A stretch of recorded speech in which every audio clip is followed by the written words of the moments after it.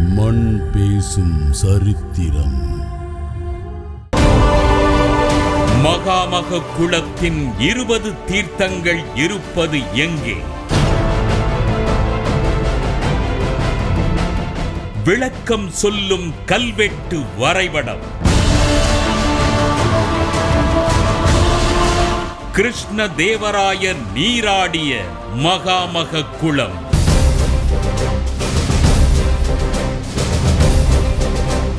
கும்பகோணம் மகாமகத்தின் வரலாற்று பின்னணிகள். மண் பேசும் சரித்திரம்.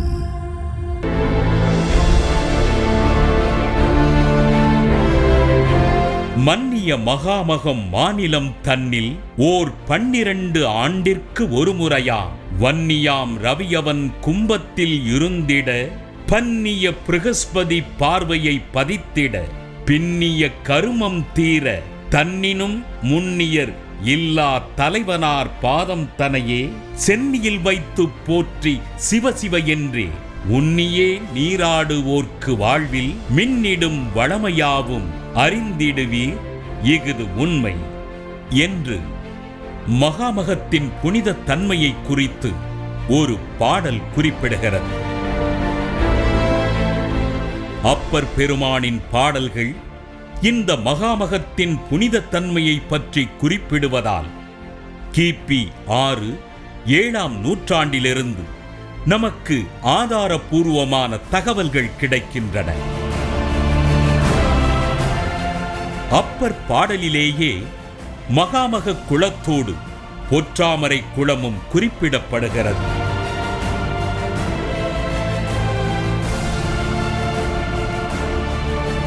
இது சாரங்கபாணி கோவிலுக்கு அருகில் இருக்கிறது. மகாமகத்தன்று நீராட வேண்டிய இடங்களாக மொத்தம் 3 இடங்களை குறிப்பிடுகிறார்கள். அவற்றில் இந்த பொற்றாமரை குளமும் ஒன்று.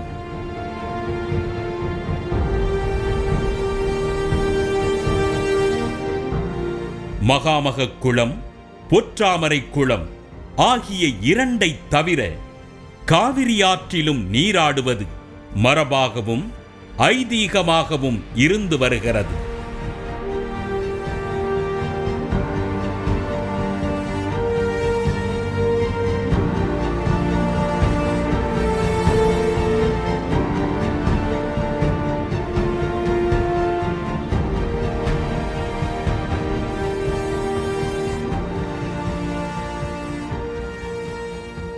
மகாமக திருவிழா இந்த குளக்கரையை மட்டுமல்லாது சுற்றி உள்ள ஆலயங்களையும் தொடர்புபடுத்தி இருக்கிறது.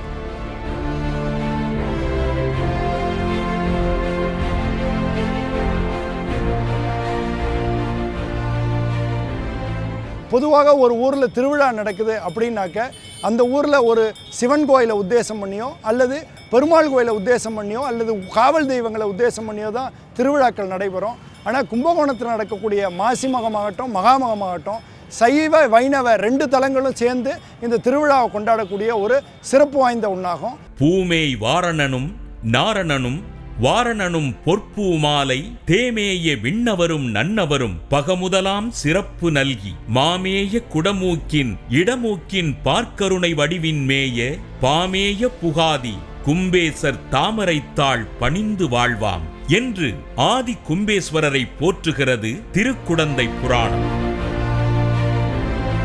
கும்பகோணத்தில் உள்ள ஆதி கும்பேஸ்வரர் கோவில், நாகேஸ்வரர் கோவில் உள்ளிட்ட சைவ ஆலயங்களோடு சாரங்கபாணி கோவில் உள்ளிட்ட வைணவ ஆலயங்களும் மகாமக திருவிழாவில் பங்கெடுக்கின்றன.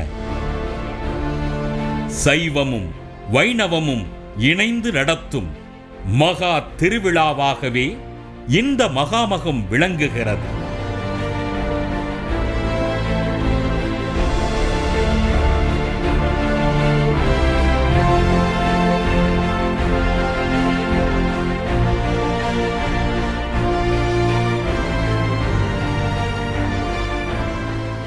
இந்தியாவில் 3 தீர்த்த தலங்கள் மிக முக்கியமானது. ஒன்று காசி தீர்த்தம், அது நதிநீர். இரண்டாவது ராமேஸ்வர தீர்த்தம் கடல் நீர், மூன்றாவது மகாமக தீர்த்தம் நிலநீர் திருக்குளம். இந்த 3 தீர்த்தங்கள் இந்த இந்தியாவிலேயே மிக முக்கியமானவை. அந்த 3லும் மிக முதன்மையானது இந்த மகாமக தீர்த்தம் என சேக்கிழார் பெருமான் கூறுகிறார். அவர் கூறுகின்ற ஒரு பாடலில், பூமருவும் கங்கை முதல் புனிதமாம் பெருந்தூர்த்தம் மாமகன்தான் ஆடுதற்கு வந்து வழிபடும் கோயில் என கங்கை விட முதலானதாக இந்த மகாமக தீர்த்தத்தை அவர் குறிப்பிடுகிறார். இந்த மகாமக பெருவிழாவுக்கு தொடர்புடைய ஆதார கோயில் என்பது ஆதிகும்பேஸ்வரர் கோயில், மங்களாம்பிகை சமேத ஆதிகும்பேஸ்வரர் கோயில், அடுத்தது காசி விஸ்வநாதர் கோயில், இங்கு இருக்கின்ற அபிமுக்தீஸ்வரர் கோயில், இங்கு இருக்கின்ற கௌதமேஸ்வரர் கோயில், கீழ்கோட்டம் என்று சொல்லப்படுகின்ற நாகேஸ்வரன் கோயில், சோமேஸ்வரர் திருக்கோயில், பானுபுரீஸ்வரர் திருக்கோயில் என்ற அனைத்து இந்த சிவாலயங்களும் இதற்கு தொடர்புடையவை. இதில் பிரதானமானது ஆதிகும்பேஸ்வரர் திருக்கோயில். அதேபோன்று இது தொடர்புடைய வைணவ ஆலயங்களில் முக்கியமான திருக்கோயில் சாரங்கபாணி சுவாமி திருக்கோயில், அடுத்து சக்கரபாணி சுவாமி திருக்கோயில், ஸ்ரீ ராமசுவாமி திருக்கோயில், ராஜகோபால சுவாமி திருக்கோயில், ஆதிவராக பெருமாள் திருக்கோயில். இந்த 5 ஆலயங்களும் இந்த மகாமகத்தினுடைய வைணவ தலங்கள் தொடர்புடைய ஆலயங்கள். எனவே இந்த வகையிலே பிரிக்கப்பட்டு இருந்தாலும் சைவத்திற்கும் வைணவத்திற்கும் வேறுபாடின்றி ஒரு ஒற்றுமை கலந்த ஒரு திருவிழாவாக பல நூற்றாண்டுகளாக நடைபெற்றுக் கொண்டிருக்கிறது. இதனுடைய தனிச்சிறப்பு.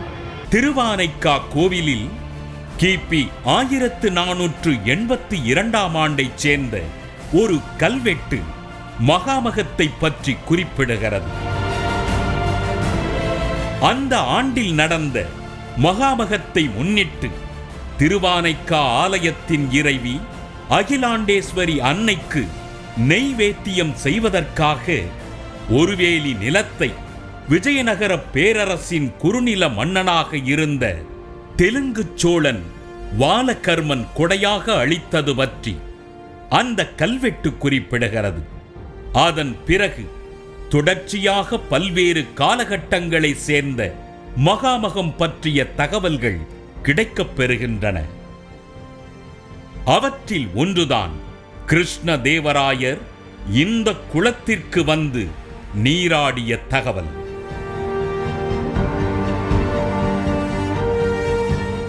கிருஷ்ணதேவராயர் தனது ஆட்சி காலத்தில் நடந்த மகாமக திருவிழாவின் போது இங்கு வந்து நீராடினார் என்பதை கிபி 1518ஆம் ஆண்டு கல்வெட்டு கூறுகிறது. 16ஆம் நூற்றாண்டில் விஜயநகர பேரரசர் கிருஷ்ணதேவராயர் கும்பகோணத்திற்கு வந்து மகாமக தீர்த்தம் ஆடியிருக்கிறார். இதை அவருடைய கல்வெட்டுகளில் சொல்லியிருக்கிறார். குற்றாலம் என்கிற ஊரில் கிடைக்கிற கல்வெட்டில் எந்த ஆண்டு இங்கு வந்தார் என்ற குறிப்பு நமக்கு கிடைக்கிறது. இப்படி பல்வேறு தகவல்கள் இந்த குளத்தை பற்றி கிடைக்கும் நிலையில்தான் இந்த குளத்தில் நீராடுவது தொடர்பாகவும் அங்கிருக்கும் 20 தீர்த்தங்கள் தொடர்பாகவும் முரண்பட்ட சில தகவல்கள் இருப்பதையும் அறிய முடிந்தது. அவற்றில் வரலாறு பாய்ச்சும் வெளிச்சத்தை இடைவேளைக்கு பிறகு பேசுவோம். மண் பேசும் சரித்திரம்.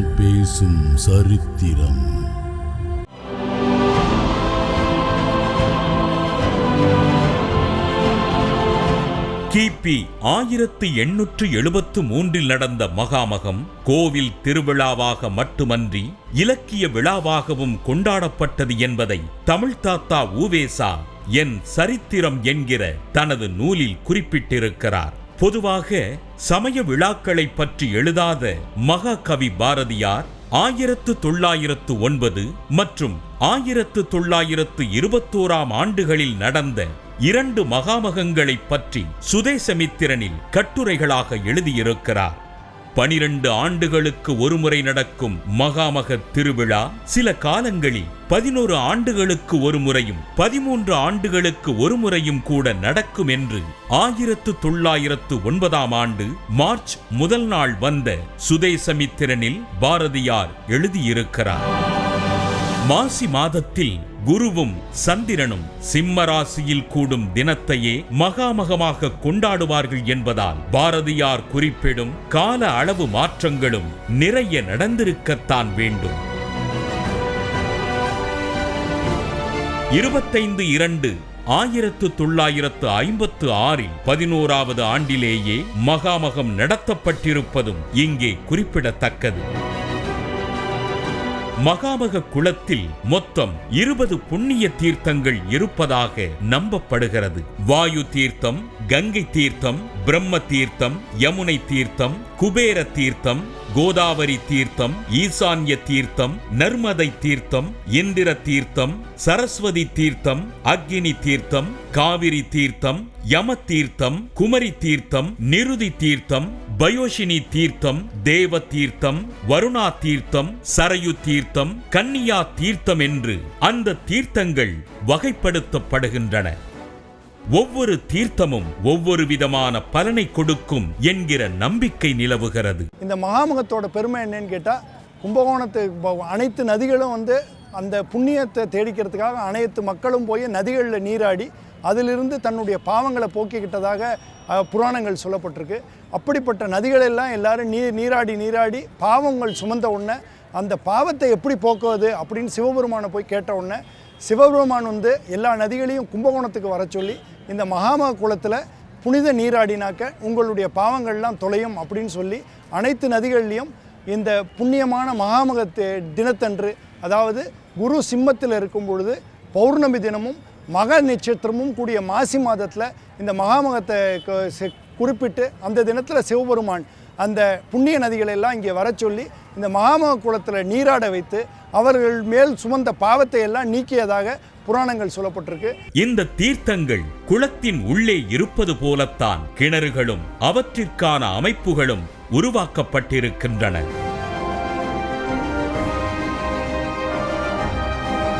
ஆனால் குளத்தில் இருக்கும் படிக்கட்டுகளில்தான் 19 தீர்த்தங்கள் இருப்பது போன்ற ஐதீகங்கள் கடைபிடிக்கப்பட்டது என்றும், குளத்தின் மைய பகுதியில் 20வது தீர்த்தமாக சொல்லப்படும் 66 கோடி தீர்த்தங்கள் இருப்பதாகவும் ஆய்வாளர்கள் கூறுகிறார்கள்.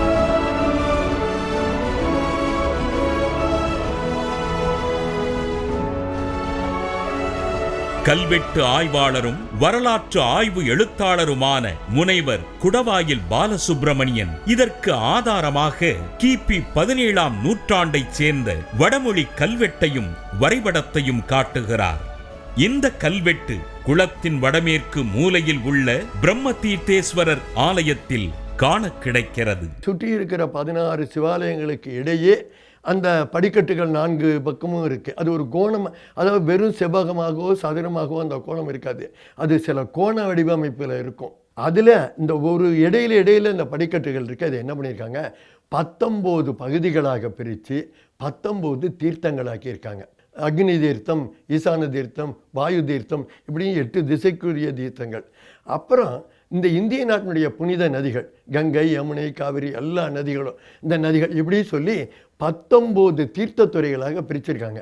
மக்கள் எல்லோரும் அந்த படித்துறையில் தான் நீராடுவார்கள். இந்த குளத்தினுடைய மைய பகுதியை என்ன பண்ணியிருக்காங்க, 66 கோடி தீர்த்தம்னு அதை சொல்லியிருக்காங்க. இப்போ அந்த ஒரு சின்ன குழப்பம் ஏற்பட்டிருக்கிறது. அதாவது ஒரு 2-3 மகாமகத்துக்கு முன்பு மக்கள் லட்சக்கணக்கான மக்கள் கூடுகிறதுனால தண்ணி முழுவதும் இருந்தால் நீரில் மூழ்கி விடுவார்கள் என்ற அரசு துறையினர்கள், அந்த திருக்கோயில் துறையினர்லாம் பயந்து தண்ணீர் முழுவதையும் வெளியேற்றி விட்டு ஒரு முழங்கால் அளவுக்கு கீழே அளவு மட்டுமே தண்ணியை நிரப்பி விட்டு குளத்தில் சிறு சிறு அந்த கிணறுகள் போன்று அமைத்து இது கங்கை தீர்த்தம், யமுனை தீர்த்தம், வாயு தீர்த்தம் என்று சொல்லி அந்த தீர்த்தத்தை தெளித்துக் கொள்கிற ஒரு மரபை இப்பொழுது அண்மை காலத்தில் உருவாக்கி விட்டார்கள். 1921 ஒரு மகாமகம் நடந்திருக்கு. பாரதியார் அதை பற்றி குறிப்பு. அதுவரையிலையும் அந்த தீர்த்தத்துறையில் தான் குளித்தாங்க. பின்னாடி தான் இதை ஒரு கிணறாக மாற்ற ஆரம்பித்தாங்க. இப்போ எல்லா மக்களும் அந்த கிணறு தான் தீர்த்தம் என்று மனசில் நினச்சிக்கிறாங்க. அது தவறு. இது அண்மையில் ஒரு கல்வெட்டு ஒரு 15 நாட்களுக்கு முன்னாடி நான் கண்டுபிடிச்சேன். அந்த கல்வெட்டில் வடமொழியில் இருக்குது, மகாமக தடாகத்தில் இருக்கக்கூடிய தீர்த்தங்கள் என்ன என்று சொல்லி 20 என்று எண்ணிட்டு இருக்கிறார்கள். அதுக்கப்புறம் கீழே 1, 2, 3ன்னு வரிசையாக போட்டு இந்த பக்கம் ஒரு 10, அந்த பக்கம் ஒரு 10 2ஆக பிரித்து 20 எண்களை குறிப்பிட்டு 20 தீர்த்தங்களுடைய பேர்களையும் குறிப்பிட்டிருக்காங்க. இது மட்டும் இல்லாமல் இன்னும் யாருக்கும் குழப்பம் இருக்கக்கூடாது, எந்த காலத்திலையும் மக்கள் இதை பற்றி குழம்பக்கூடாதுன்னு சொல்லிட்டு கீழே அந்த குளத்தினுடைய வரைபடத்தை போட்டு அந்த படித்துறைகளில் எந்தெந்த இடம் என்னென்ன துறைகள் என்பதை மேலே பட்டியலில் என்ன எண் இருக்கோ அந்த எண்ணை கீழே அந்த வரைபடத்தில் காட்டியிருக்காங்க. ஒரு வரைபடத்தோடு ஒரு குளத்தில் இருக்கிற தீர்த்த துறைகளை காட்டியிருக்கிற தமிழகத்திலேயே முதல் கல்வெட்டு இதுதான். இந்த குளத்தின் படிக்கட்டுகளையும் சுற்றுப்புற 16 மண்டபங்களையும் கோவிந்த தீட்சிதர் தனக்கு எடைக்கு எடையாக கொடுக்கப்பட்ட பொன் பொருட்களை கொண்டு அவரே நிர்மாணித்தார் என்று சொல்லப்படுவதை குறித்து நாம் கடந்த நிகழ்ச்சியில் பேசியிருந்தோம். கோவிந்தேஸ்வரர் தான் அவருக்கு இப்போ மன்னர் கொடுத்த தானங்கள் பொன்னை வச்சு இந்த 16 மண்டபங்கள் கட்டினார். 16 தானங்களை நினைவு கூறும் வகையில் 16 மண்டபங்கள் கட்டியிருக்காங்க. அதுக்கு தான் ஒன்று சோடச மகாலிங்கம்னு பேர். அந்த இது 16 இதுக்கு அதில் எல்லாத்துக்கும் பேருண்டு. அதில் முக்கியமான சில வந்து தியானேஸ்வரர், கோணேஸ்வரர், சேஷாதீஸ்வரர், பானேஸ்வரர். இது அது தவிர வந்து தானங்களில் வந்து சொர்ண தானம் பண்ணலாம், புஷ்பதானம் பண்ணலாம், அன்னதானம் பண்ணலாம், வஸ்திர தானம் பண்ணலாம். அது வந்து அது தவிர இந்த கடலை, கொண்ட கடலை, இந்த மாதிரி உள்ள பொருள்களும் அதுவும் தானம் பண்ணலாம். இந்த நிலையில் இங்குள்ள மண்டபம் ஒன்றில் எடைக்கு எடை பொன் கொடுப்பது போன்று ஒரு சிற்பம் இருப்பதையும் பார்க்க முடிந்தது. இது எதை குறிக்கிறது? இங்கிருப்பவர் கோவிந்த தீட்சிதரா? இடைவேளைக்கு பிறகு பேசுவோம். மண் பேசும் சரித்திரம், பேசும் சரித்திரம். மகாமக குளத்தைச் சுற்றியுள்ள மண்டபங்களில் துலாபார மண்டபம் என்று அழைக்கப்படும் இந்த மண்டபத்தை பற்றியும் இங்கிருக்கும் சிற்பம் பற்றியும் அங்கேயே செதுக்கப்பட்டிருக்கிறது. கிபி 1624ஆம் ஆண்டு வந்த மகாமகத்தின் போது இந்த குளத்தில் நீராடிய மன்னர் விஜய ரகுநாத நாயக்கர் தனது எடைக்கு சமமான பொன்னை தானமாக அளித்தது பற்றிய விவரம் இங்கே பொறிக்கப்பட்டிருக்கிறது.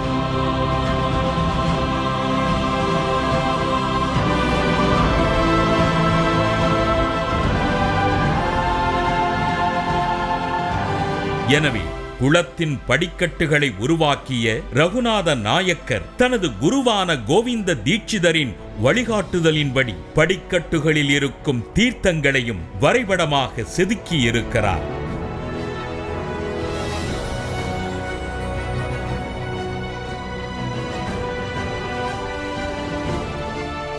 கோவிந்த தீட்சிதர் மீது நாயக்க மன்னர்கள் வைத்திருந்த மரியாதைக்கு சான்றாக அவர் பெயரில் வெளியிடப்பட்ட நாணயங்கள் விளங்குகின்றன.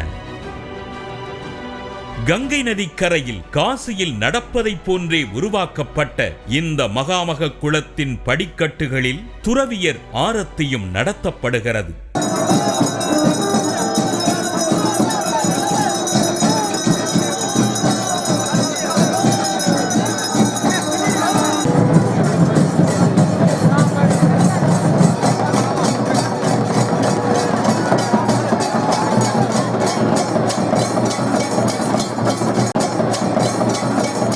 இதை தென் பாரத கும்பமேளா என்று அழைக்கிறார்கள். ஆனாலும் காசியை விடவும் புனிதமானது என்பதுதான் இந்த காவிரி நதிக்கரையோரத்து குளக்கரையின் சிறப்பாக போற்றப்படுகிறது. இது சூரியனோடு சம்பந்தப்பட்ட ஒரு திருவிழா. அதாவது சூரியன் கும்பராசியில் இருக்கும்பொழுது குரு சிம்மராசிக்கு வரணும், சிங்கராசிக்கு வரணும். சிங்கராசிக்கு அவர் 12 ஆண்டுகளுக்கு ஒரு முறை தான் வருவார். அப்படி வரும்போது மாசி மாதத்து மக நட்சத்திர நாளில் அன்றைக்கு பூரண நிலவாக இருக்கும். அன்றைய நாள் தான் இந்த மகாமக திருவிழா. இது 12 ஆண்டுகளுக்கு ஒரு முறை நிகழக்கூடியது. எப்படி வட இந்தியாவில் கும்பமேளா அப்படின்னு நடக்குதோ அதே போன்று இது தமிழகத்துக்குரிய மிகப்பெரிய ஒரு விழாவாக இதை கொண்டாடி இருக்கிறாங்க. அதனால தான் இது சூரியனை மையப்படுத்தி அந்த சூரியனுடைய கிரணங்கள் அந்த புனிதமான வேளையில் அந்த குறிப்பிட்ட கோணத்தில் வரும்பொழுது அந்த குளத்தின் நீர் புனிதம் பெறுகிறது. அப்படிங்கிற அன்றைய தினம் குளிக்கிறதுனால தான் இந்த விழாவுக்கு அவ்வளவு சிறப்பு கொடுத்துருக்காங்க. வரலாற்று சிறப்பும் ஆன்மீக சிறப்பும் ஒருங்கே கொண்ட கும்பகோணத்தின் பெருமை இந்த மகாமகம்.